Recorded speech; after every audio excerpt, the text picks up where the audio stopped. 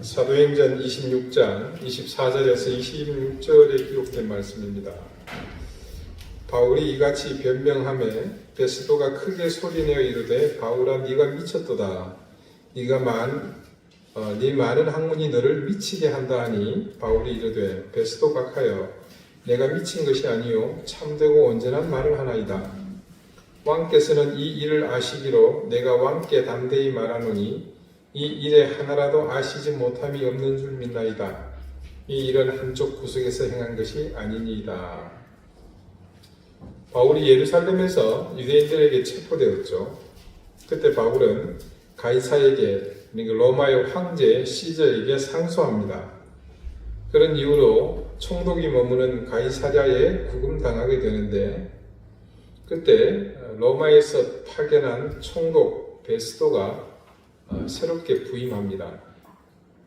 바울은 새로 부임한 총독 앞에서 그 지역을 담당하는 분봉왕 아그리빠와 함께 있는 그 자리에서 자신을 변론할 기회를 얻습니다. 방금 읽어드린 사도행전의 말씀은 그러니까 바로 그때 그 베스도 총독과 아그리빠 앞에서 바울이 변론을 했고 그 변론을 듣고 난 뒤의 상황을 기록한 겁니다. 그때 바울의 변명을 들은 베스도 총독이 됐던 다음과 같이 말합니다. 바울이 이같이 변명하며 베스도가 크게 소리내어 이르되 바울아 네가 미쳤도다. 네 많은 학문이 너를 미치게 한다 하니. 이 베스도가 큰 소리로 바울에게 이렇게 호통치게 만든 말이 뭐냐? 바로 그 앞에 기록된 내용입니다. 앞선 23절 말씀인데요. 곧 그리스도가 고난을 받으실 것과 죽은 자 가운데서 먼저 다시 살아나사 이스라엘과 이방인들에게 빛을 전하시리라 함이니라 하니라. 동서고금을 막론하고 여러분, 죽은 사람이 되살아나는 이야기는 사실 설득력이 없습니다. 그러니 그 지역에서 가장 높은 지위에 있는 총독에게는 더욱 정신 나간 사람의 소리로밖에는 들리기 만무합니다. 그런데 바울은 어쩌면 호통치듯 소리 지르면서 말하는 베스도 총독에게 침착하게 그리고 놀랍도록 확신에 찬 대답을 합니다.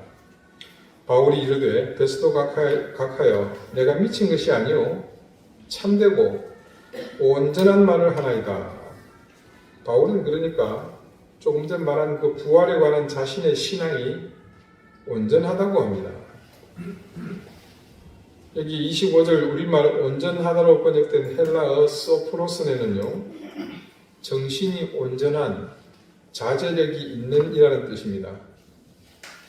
영어 번역 성경들을 찾아보면요, 일부 번역은 이 온전하다는 말을 술에 취하지 않았다는 의미의 sobriety라는 단어를 사용하는데요. 특별히 NIV 성경은 reasonable로 번역하였습니다. 상당히 이성적이고 신중하다, 이게 합리적이다 이런 의미죠. 그러니까 바울이 지금 변론한 이야기, 즉 부활에 관한 주장은 감정이나 어떤 심적인 느낌을 이야기한 것이 아니고 증거가 명확하고 또 입증할 수 있는 논거가 있는 논증이라는 뜻입니다. 또한 바울은 그것에 대해 분명히 못 받고 있는 것이 있습니다. 왕께서는 누굽니까? 베스도 총독 아래에 있는 왕 아그리빠를 얘기하는 겁니다. 왕께서는 이 일을 아시기로 내가 왕께 담대히 말하노니 이 일에 하나라도 아시지 못함이 없는 줄 믿나이다. 이 일은 한쪽 구석에서 행한 것이 아니니이다. 아그리빠 왕, 당신이 이미 예수님의 죽음과 빈 무덤, 목격자들이 보고한 부활에 관한 모든 사실을 알고 있지 않냐는 겁니다. 바울이 그렇게 말한 이유가 있죠. 방금 읽지 않은 뒷부분이 있죠. 읽었네요, 제가. 이 일은 한쪽 구석에서 행한 것이 아닙니다. 그냥 그렇습니다. 예수님의 부활은요, 어디 저기 멀리 산골짜기 사람이 없는 조용한 곳에서 펜션을 빌려가지고 거기 다락방에 들어가서 이렇게 혼자 부활하신 게 아닙니다.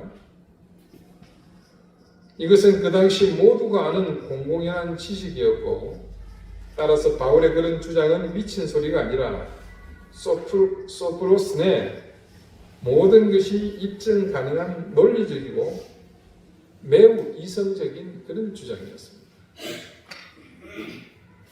베스도 총독과 아그리빠 왕 앞에서 바울이 증언한 그 일은 오늘 본문의 말씀에 그대로 과거와 현재 그리고 미래의 그 글을 읽는 모든 사람에게 그때마다 증거되고 있습니다. 우리가 읽는 이 순간에도 그것은 분명한 사실로 드러납니다. 오늘 본문 말씀 속에서 바울의 논증 가운데에는요, 두 가지 부활에 대한 중요한 사실이 드러납니다. 먼저는 빈 무덤입니다. 예수님은 십자가에 달려서 돌아가셨습니다. 일반적으로는 사실 이렇게 끝나야 하는데요, 실제로는 그게 끝이 아니죠. 사절이 어떻게 시작합니까? 죽으신 것으로 끝이 아니고 장사 지낸 바 되셨다가 라고 이어집니다. 죽었다는 말이나 장사 지냈다는 말이나 그것이 그거죠. 근데 이게 왜 반복해서 나타나는가? 죽었다. 그래서 죽은 사람을 완전히 묻었다. 그렇지만 그 다음에 일어날 일에 대해서 강조하기 위해서 그렇게 한 겁니다. 사실 여러분, 부활을 우리가 가치를 높인다는 차원에서 마치 영적인 표현이나 혹은 그런 경외감을 가지고 대하는 경향이 있는데, 막상 부활은 여러분 영적인 사건이 아닙니다. 시신이 사라졌어요. 그걸 영적으로 해석해야 할 일인가요? 보는 시각에 따라서 이건 뭡니까? 도난사고잖아요.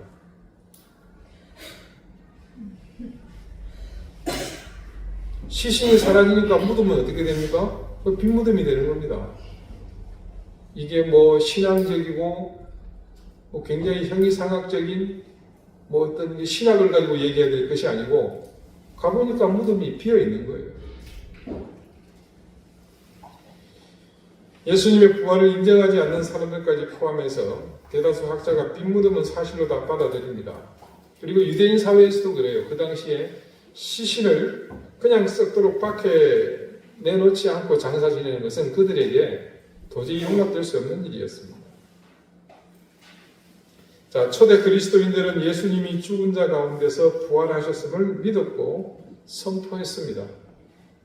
그러므로 무덤 속에 주님이 그대로 계심을 쉽게 가리켜 보일 수 있다면 부활하신 예수님을 믿는 믿음이 그게 여러분 오래 갈 수 있었겠습니까? 두 번째 주된 논증은요, 다양한 정황에서 수많은 사람이 부활하신 예수님을 보았다고 증언했다는 점입니다. 부활 이후의 행적을 기록한 복음서의 말씀을 읽어보신 분이라면 그분이 자신을 딱 한 번, 그것도 제대로 연출을 해서 드라마틱하게 보이신 것이 아님을 잘 아실 겁니다. 복음서에 드러난 예수님의 부활하신 이후에 드러난 행적을 요약해보면 이렇습니다. 그분은 공간적으로는 유대에, 예루살렘에, 갈릴리에, 또 성읍에, 시골에, 어떨 때는 실내에, 실외에 또 나타나셨습니다. 시간적으로 보면 아침에, 저녁에, 때로는 예고하신 대로, 때로는 예고 없이 나타나셨습니다. 시각적으로는 가까이에, 또 멀리에, 산 위에, 호숫가에 나타나셨습니다. 관계 속으로 보자면 여러 남자에게, 또 여러 여자에게, 일 개인에게, 그리고 500여 명에게 동시에 나타나기도 하셨습니다. 그 외에도 앉으셔서 서신 채로 걸으시며 음식을 드시며 말씀을 늘 하시면서 나타나셨습니다. 단지 시각적으로 그렇게 인지된 것으로 그치지 않고 직접 대화까지 나눈 명백한 근접, 우리 예민한 거 있죠? 대면, 대면이 많았다는 것도 확인할 수가 있습니다. 많은 다수의 개개인이 죽은 자 가운데서 다시 살아나신 예수님을 실제로 보고 전하지 않고서야 복음서는 물론이거니와 초대 기독교 서신에 기록된 이렇게 많은 예수님의 출현을 상상하기는 어렵습니다. 이후 많은 사람이 이런 목격자 진술을 반박하려고 했습니다. 여러분도 많이 들어보셨을 텐데 가장 흔한 주장은 그런 진술을 이 신약의 성경을 기록한 사람들이 지어냈다. 하지만 바울이 조금 전에 읽었던 사도행전 말씀 속에서 변론하면서 밝혔듯이 대다수 목격자가 그때 살아있었습니다. 그리고 누구나 쉽게 그들을 찾아가서 만날 수 있었고 그 얘기를 들을 수 있었습니다. 실제로 목격자가 존재하지 않았다면 어떻게 그런 주장이 가능했겠습니까? 아울러 복음서를 보면요, 예수님의 부활을 제일 먼저 목격한 사람들은 누구였습니까? 예수님의 시신에 향품을 바르러 갔던 여인들이었습니다. 여러분, 몇 년 전에도 제가 부활절 설교 때 이 얘기를 잠깐 드린 적이 있을 겁니다. 기억을 더듬어 보시면 생각나실 거예요. 그 당시에 여성들은 죄송하지만 사람 숫자를 헤아릴 때도 쳐주지 않는 그런 비인격적인 취급을 당했었죠.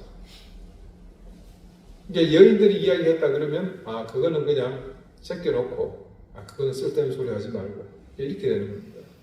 누가 죽었다더라, 누가 그러대, 옆에 아줌마가 그래요. 그러면 그 말 자체가 없는 것과 같은 겁니다. 복음서를 기록한 사람들이 왜 그 당시 소위 먹어주지도 않는, 쳐주지도 않는 그런 여성들을 굳이 증인으로 등장시켜서 거짓말할 이유가 있겠는가? 진짜로 본 것이 사실이기 때문에 여인이일지언정 당당하게 증인이라고 복음서의 기자들은 밝힌 겁니다. 여러분도 들어보신 적이 있을 것으로 생각합니다마는 주님의 부활을 부정하는 사람들의 주장에는 목격자들이 그렇게 되기를 바라던 상황에서 심리적으로 환각이나 환상을 본 것으로 이렇게 주장하기도 합니다. 그런데 그게요, 결정적으로 500명에게 동시에 예수님이 나타나신 사실까지 적용할 수는 없는 주장입니다. 그리고 또 한 가지, 유대인들은요, 육체의 부활에 대해서는 극도로 부인하는 사람들이었습니다. 마지막 종말 때 모두가 함께 부활한다는 그거는 믿었어요. 그러나 그들은 절대로 일개인이 육체가 부활한다는 것은 극도로 부정했습니다. 그리고 실제로 그리스 로마의 문화권에도 그것은 부합하는 것이었습니다. 그런 유대 사회의 세계관 속에서 개인이 부활했다는 사실을 받아들였다는 것은 그들이 두 눈으로 보지 않고서는 절대 확인할 수 없는 불가능한 일이었습니다. 비범하고 아주 강력한 증거가 뒷받침되어야만 가능했던 거죠. 오늘 본문의 말씀에 따르면 그들이 받은 것이 바로 그것이었습니다. 결국 어떤 논리로도 반박하기 힘든 두 가지 사실이 지금도 남아서 우리에게 전해지고 있죠. 하나는 빈무덤이고 또 하나는 부활하신 주님을 보았다는 수백 명의 증인입니다. 사실 생각해보면 빈무덤만 있었다면 시신을 도둑 맞았다는 주장이 얼마든지 가능하지 않겠습니까? 누구든 돈을 주고 거짓 증언만 확보되면, 우리 작년에 봤나요? 그 부활이라는, 여러분 우리 그 영화 같이 봤었죠. 그게 나타나잖아요. 무덤을 지켰던 군병들을 매수해서 그들을 통해서 거짓을 증언하게 하잖아요.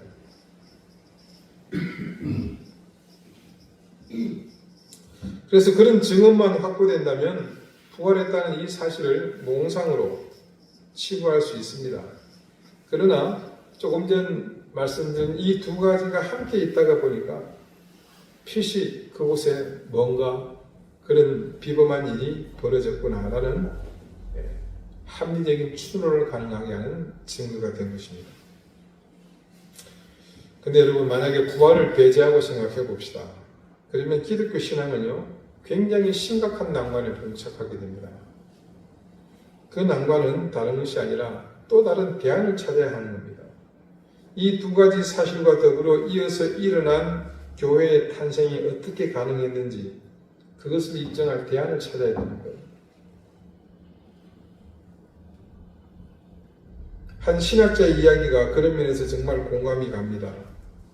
빈 무덤은 초대 그리스도인들이 꾸며낸 것이 아니며 부활하신 예수님을 만났거나 본 일도 마찬가지다. 그런 것을 예상한 사람은 아무도 없었다. 그들이 아무리 극적인 회심을 체험했고 아무리 죄책감이 컸고 또는 용서에 감격했고 아무리 장시간 성경을 파고 들었어도 이것을 지어냈을 리는 없다. 이를 부인한다면 역사 연구를 떠나 자기만의 공상의 세계로 들어가는 것이다. 얼마나 적절한 표현입니까? 우리는 초대교회, 더불어 로마의 압제하에 있었던 1세기 교회의 상황에 대해 대략 아는 바가 있죠. 그때의 교회는 지금 우리와 같이 자유롭고 분방한 신앙생활이 보장되던 때가 아님을 잘 압니다. 단지 배척받고 혹은 주변으로부터 공격을 당하는 정도의 위치가 아니었죠.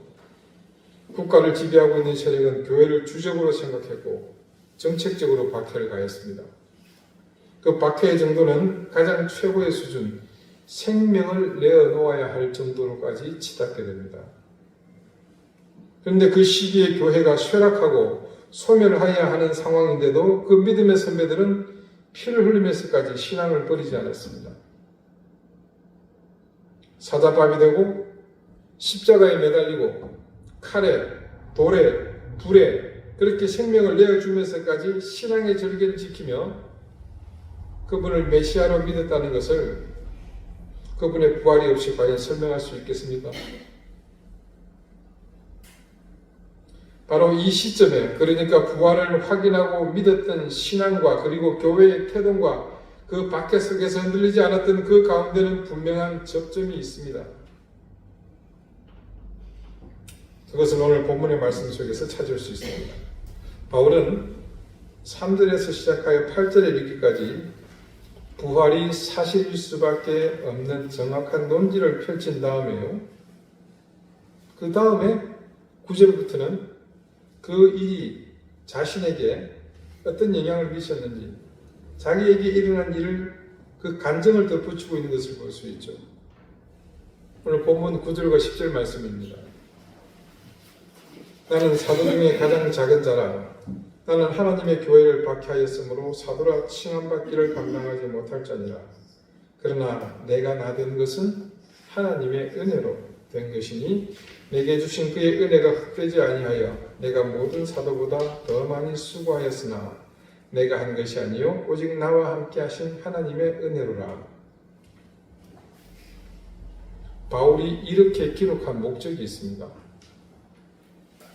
주님이 부활하신 사실이 분명한 사실이며 그것은 또한 예언을 성취하는 것과 더불어 하나님의 역사심을 분명히 증거하는 진리입니다. 그런데 그 진리가 도대체 내게 무슨 의미냐는 겁니다. 그것이 무엇이길래 그 사실을 알게 된 사람들은 목숨을 내놓으면서까지 그 사실을 증언하고 교회를 이루게 되었냐는 말입니다. 성경 말씀에는 등장하지 않지만 그 경험을 모두가 증거하거나 간증할 수는 없지만 바울만큼은 자신의 편지를 통해 분명하게 그 사실을 간증하고자 한 겁니다. 우리가 아는 바울 그리고 그 시대를 살았던 사람들은 모두 바울이 완전히 딴 사람으로 변한 사실을 잘 압니다. 도대체 무엇이 그를 완전히 다른 사람으로 변화하게 한 겁니까?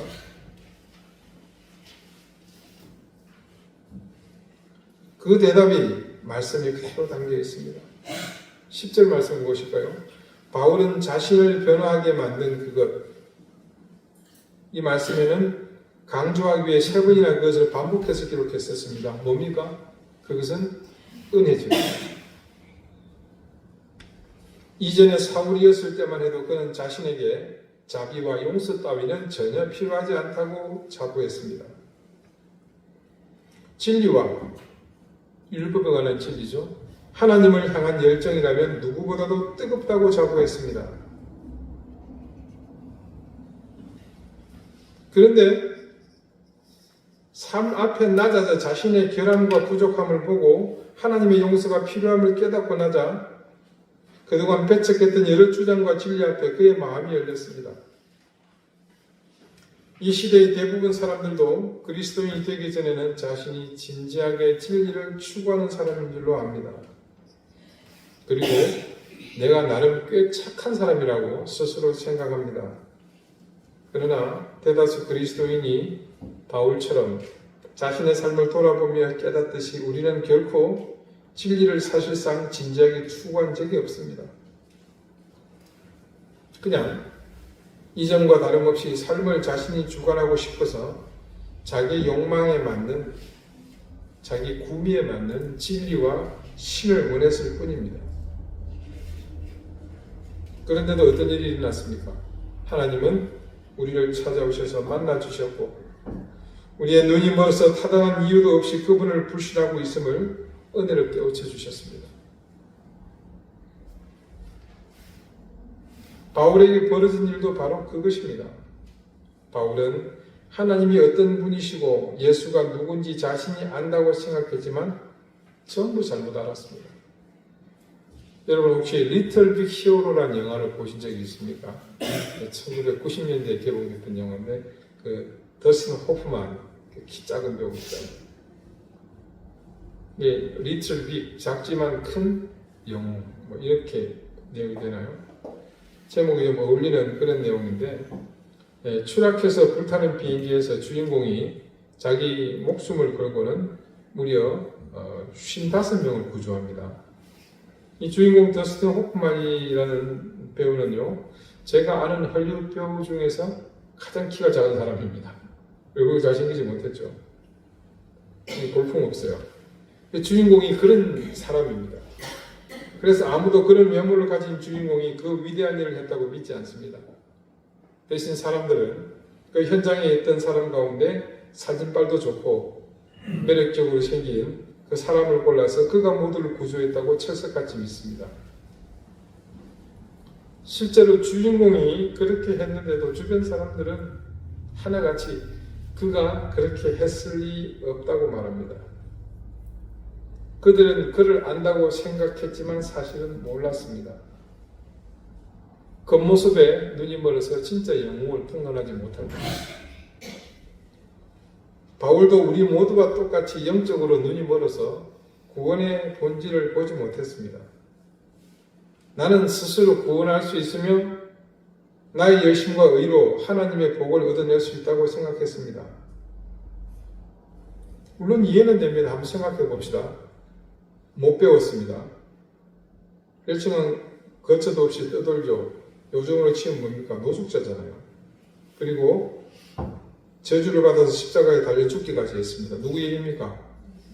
예, 선지자라고 메시아라고 얘기하는 나사렛 출신, 가난한 동네 목수의 아들로 살다가 그렇게 죽은 예수를 바울은 그래서 절대로 구주로 메시아로 인정할 수가 없었죠.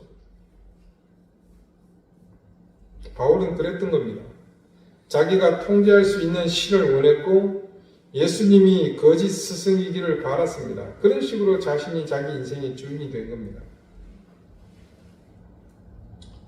회심하기 이전의 삶을 돌아보니까 스스로 생각해도 바울은 진지하게 진리를 추구한 적이 없었습니다. 오히려 하나님께 심판과 정죄를 당해 마땅한 삶이었음을 스스로가 고백하지 않습니까? 그랬던 사울을 하나님이 만나 주셨습니다. 모두 다 용서하셨고 그리고 그를 어떻게 하나님이 사용하셨습니까? 위대한 복음전도자 사도로 삼아 주셨습니다. 그런 바울의 극적인 회심, 이를 두고서 모두가 이례적이며 놀라운 바울만의 특별한 경험이라고 합니다. 과연 그럴까요? 바울은 이런 사실에 대해서 극구 부인합니다. 그리고 이런 말을 합니다. 의인은 없나니 하나도 없으며 깨닫는 자도 없고 하나님을 찾는 자도 없고 다 치우쳐 함께 무익하게 되고 선을 행하는 자는 없나니 하나도 없도다. 자기를 포함한 모든 자가 다 그렇다는 말씀을 여기서 하고 있잖아요. 여기서 바울이 말하는 의인은 없다라는 말은요, 하나도 없다라는 말은 바울처럼 도덕적으로 살아가는 사람이 없다는 뜻이 아닙니다. 다만 그것이 정작 진짜 하나님을 추구하는 삶이 아니라는 그런 뜻이죠. 자신이 영적으로 눈물어 하나님의 도움이 필요함을 깨닫지 않는 한 바울처럼 우리의 선한 삶도 주로 자신을 위한 것일 뿐 그 목적은 결국 자기 인생의 통제권을 놓치지 않기 위해서입니다. 그래서 그런 인생들에게 하나님은 사심을 만족시키기 위해 만들어낸 왜곡된 하나님일 뿐입니다. 자, 그러면 바울을 비롯한 그 당시 유대교에 충실했던 하나님을, 아니 예수님을 배척했던 사람들 속에 있는 하나님이 어떤 모습인지 짐작해 가시죠. 바울이 이런 사실을 깨닫게 된 것은 부활하신 예수님을 직접 만나고서입니다. 우리가 기억하는 바울이 다메섹에서 주님을 만났을 때를 한마디로 압축하자면 기세에 등등하던 사울이 주님 앞에서 한 방에 단번에 고꾸라졌다입니다. 강력한 빛에 눈이 멀어 우왕좌왕하는 모습 때문이 아니라 첫 대면에서 주님과 사울이 나눈 대화에 그것이 여실히 드러납니다.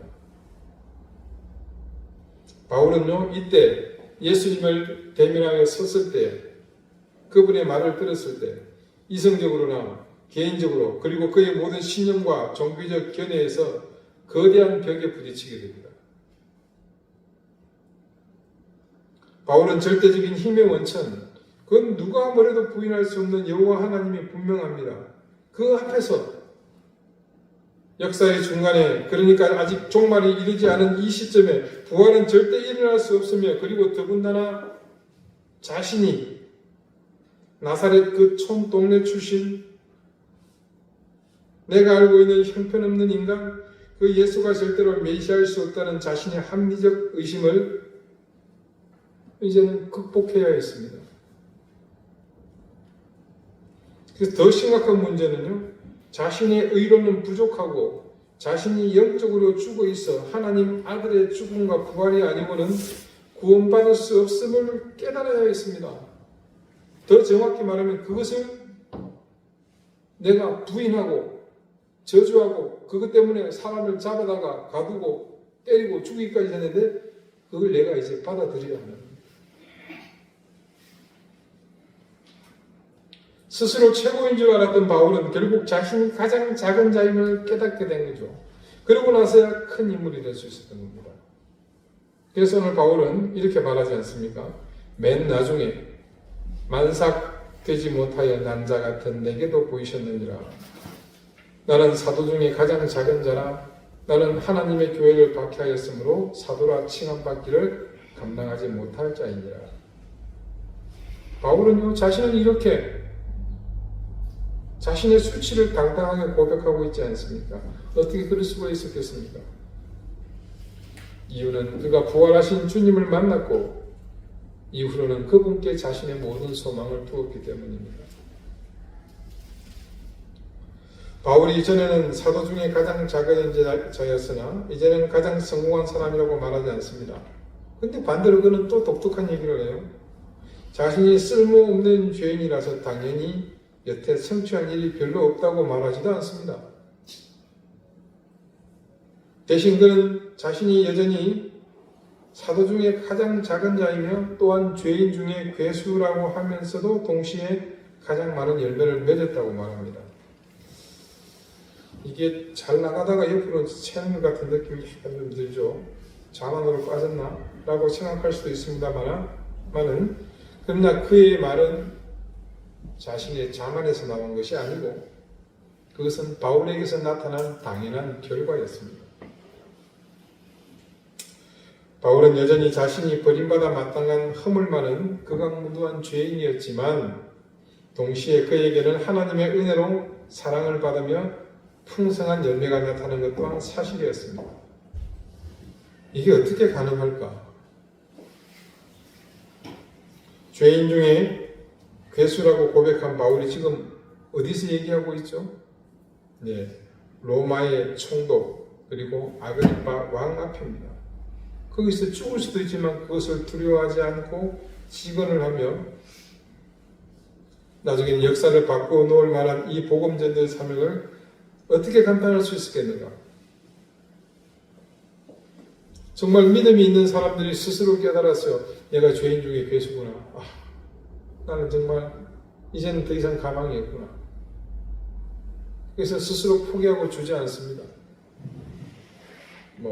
좀 심하면 스스로 생명을 거두는 사람들이 있을지 모르겠습니다만, 그런데요, 복음의 진짜 능력은 전혀 다른 방향을 가리키고 있죠.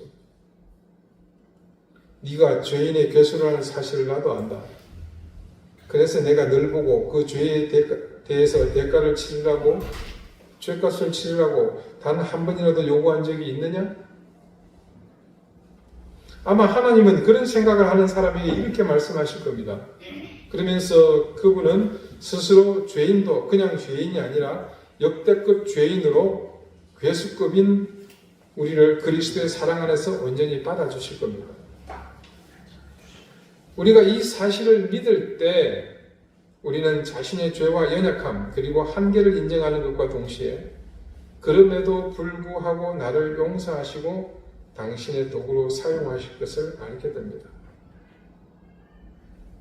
바울의 자기 고백 그리고 이런 자아상은 바로 그런 사실을 인식하는 데에서부터 시작했던 겁니다.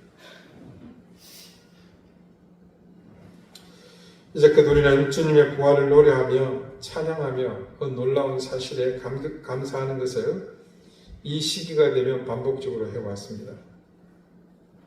그런데 우리는 자칫 주님의 부활을 목격한 사람들이 모진 박해와 핍박 속에서도 그 부활을 믿는 믿음으로 교회를 태동시키고 그 사실을 전파하는 사명으로 살았던 이유에 대해서는 주님의 부활과 연결고리를 찾으려고 하지 않았습니다. 주님의 부활은 이성과 머리로 우리는 충분히 인식하고 있으며 또한 그 시대와 다르지 않게 우리도 확고한 부활에 대한 믿음이 있음을 확신할 수 있습니다. 그런데 그 믿음과 확신이 그때와 다르지 않다고 자신할 때는 우리 역시 그때의 믿음의 선배들이 특히 가장 두드러진 본보기가 되었던 바울처럼 이성과 머리로 이해하는 것으로 그쳐서는 안 됩니다.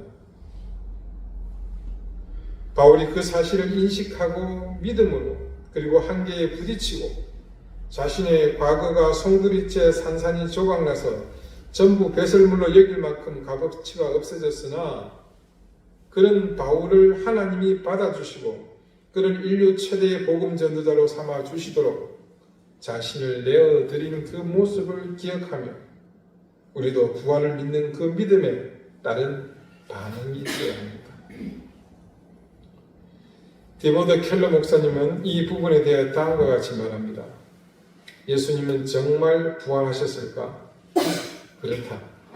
하지만 당신이 이를 받아들일 수 있으려면 그 부활을 이성과 머리로 이해할 뿐 아니라 우리의 자아상에도 마음의 헌신에도 적용해야 한다. 그렇습니다.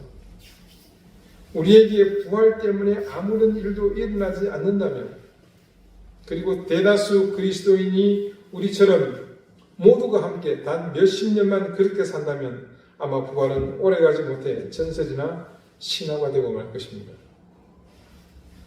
그런 삶은 부활을 소멸시키는 삶입니다. 부활은 역사가 부인할 수 없는 사실입니다. 그 사실은 관념적인 것이 아니며 비이성적인 것도 아닙니다. 과학적이며 이성적이며 합리적 논지 아래에 있는 사실입니다. 그렇다면 그것은 반드시 우리의 삶을 통해 증명되어야 하며 강력하게 보여야 그때 다시 생명을 얻어 세상의 빛으로 비춰질 것입니다. 바울은 오늘 바로 우리에게 부활을 믿는 사람이 어떤 모습으로 살아야 하는지를 자신의 삶으로 보여주고 있습니다. 그리고 이름도 기억되지 않은 셀 수 없는 그 시대 그리고 우리 앞서 생을 살다간 믿음의 선배들은 자신의 삶으로 부활을 지켜냈습니다. 그래서 삶으로 주님의 부활을 우리는 증거할 사명이 있습니다. 그것이 부족하다면 적어도 우리의 입술만이라도 그리고 삶의 자세만이라도 부활에 합당해야 할 것입니다. 사랑하는 여러분, 부활을 소멸시키는 삶은 더 이상 살지 마십시다. 이제부터는 우리도 부활에 더 큰 생명을 불어넣는 그런 삶을 함께 살아가십시다. 기도드리시겠습니다. 하나님, 부활은 세상의 그 어떤 것으로도 부정할 수 없는 명백한 사실임을 믿습니다. 예수님의 부활이 관념상의 부활이고 신앙의 고백이고 믿음의 형이상학적 결과물이 아니라 이성적으로, 물리적으로, 그리고 심지어 생물학적으로도 분명한 현실이며 사실이었다는 것을, 단지 그것을 증명하는 것을 넘어 그 사실을 통해 이 땅에 교회가 태동하며 하나님의 나라가 본격적으로 확장되는 기폭제가 됨으로 증명되었음을 깨닫습니다. 바울이 자신의 인생에 부활이 미친 영향을 증언하며 자신의 생명을 던져 그 사실을 증언하는 것에 헌신했듯이 우리의 삶도 부활을 통해 분명하게 증거하며 전해야 하는 것이 있어야 함을 기억하게 해주십시오. 오늘 주님의 부활 앞에 우리가 그 사실을 바르게 인지하며 부활을 확신하는 자녀답게 올바른 믿음과 정직한 신앙으로 주님의 부활을 보여주게 해 주십시오. 예수님의 이름으로 기도드립니다. 아멘.